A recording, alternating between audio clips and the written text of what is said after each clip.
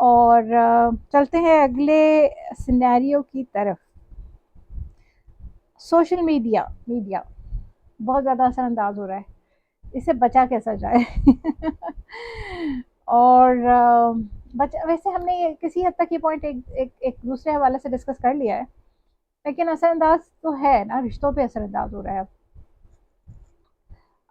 جیسے چلے ہم اس کو ڈفرینٹ پرسپیکٹو سے میں آپ کے سامنے ایک سینیریو رکھتی ہوں.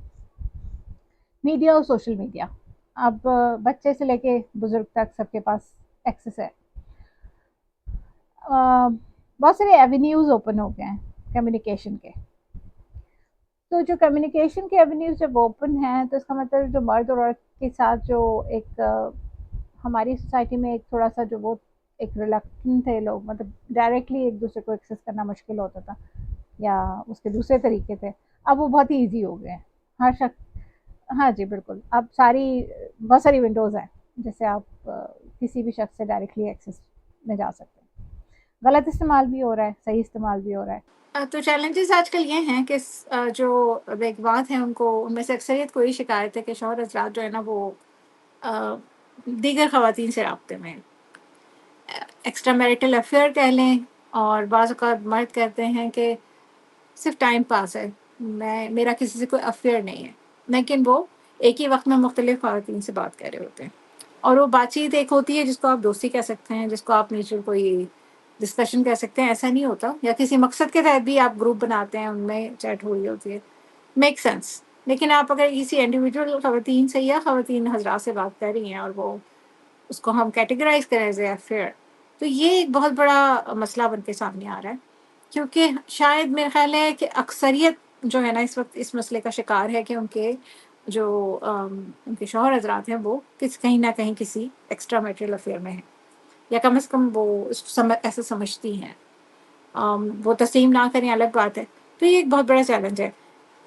کسی حد تک یہ چیلنج جو ہے نا وہ حضرات کو بھی درپیش ہے، کہ شاید ان کو پسند نہیں ہے کہ ان کی وائف جو ہیں وہ فون پہ بزی رہتی ہیں، کچھ زیادہ وقت دیتی ہیں سوشل میڈیا کو، اور ایسا بھی ممکن ہے کہ وہ کچھ ایسے لوگوں سے بات کر رہی ہوں جس کا وہ پسند نہ کرتے ہوں. تو میں خواتین کے پرسپیکٹو سے زیادہ بات کر رہی ہوں کہ ان کو یہ مسئلہ درپیش ہے. اس میں ایک چیز میں کہنا چاہوں گی اس سینیریو کو لے کے کہ سوشل میڈیا اور میڈیا جو بھی کہیں حقیقت ہے، زندگی میں شامل ہو چکا ہے، چھٹکارا ممکن نہیں ہے. تو حل کیا ہے؟ حل یہ ہے کہ اپنی جو کمیونیکیشن کا جو پرانا آپ کا روایتی طریقہ تھا وہ شاید اب آپ کو تبدیل کرنا پڑے گا. اگر آپ اپنے بچوں سے انٹریسٹ رہنا چاہتے ہیں، اپنے ہسبینڈ کے ساتھ اچھی طرح کمیونیکیٹ کرنا چاہتے ہیں، I think it's best to adapt these thing.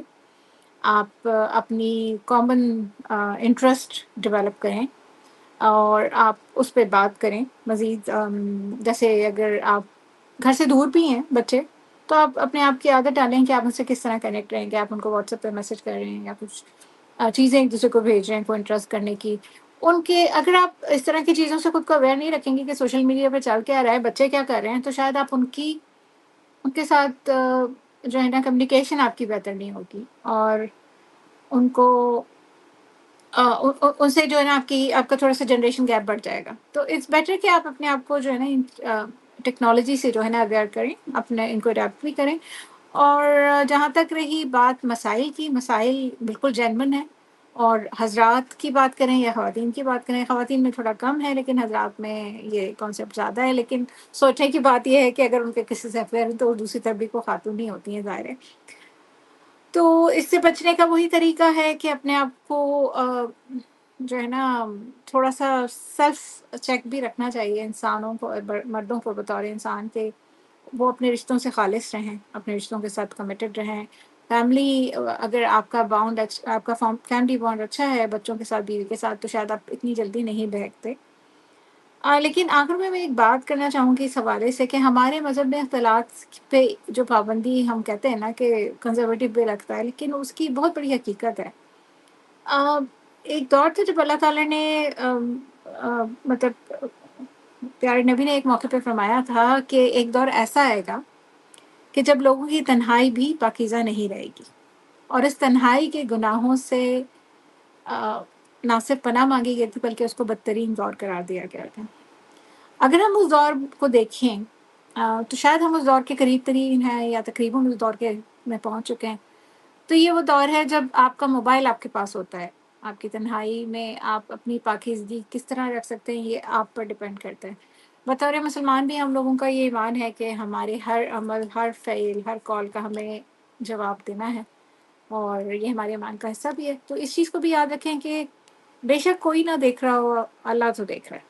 تو ہے تھوڑا سا مذہبی بات، لیکن کیونکہ یہ ہمارے ایمان کا حصہ ہے اور ہم ڈے آف ججمنٹ پہ ایمان بھی رکھتے ہیں، تو شاید ہمیں اس چیز کو مزید اب جو ہے نا مضبوطی سے پکڑنا ہوگا، اور ہمیں اس چیز پہ کام کرنا ہوگا کہ ہم اپنے آپ کو اس پوری علائش والے ماحول میں رہ کر بھی خود کو کس طرح سے پاکیزہ رکھ سکتے ہیں، اپنے رشتوں کو بچا سکتے ہیں۔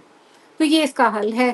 اپنی جڑوں سے مضبوطی سے جڑ جائیں۔ مذہب کی جو منطق ہے، لاجک ہے، وہ مذہب کی باتوں سے بہت بڑی ہے، مطلب اس کو ہم کمپیئر نہیں کر سکتے، ہم اس کو کنزرویٹو بھی نہیں کر سکتے۔ وقت ثابت کر رہا ہے کہ وہ سچ تھی اور ہے۔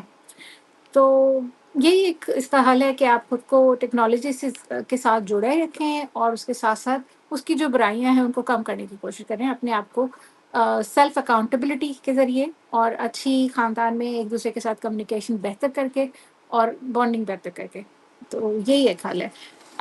اس کے علاوہ کوئی حل نہیں ہے۔ اگر آپ خود کو ایک سائڈ پہ کر لیں گے، ٹیکنالوجی کو اڈاپٹ نہیں کریں گے، تو آپ کے اور آپ کے بچوں میں اور آپ کے ہسبینڈ میں بھی شاید ڈفرینسز بھی بڑھتے جائیں گے اور گیپ بھی بڑھتا جائے گا۔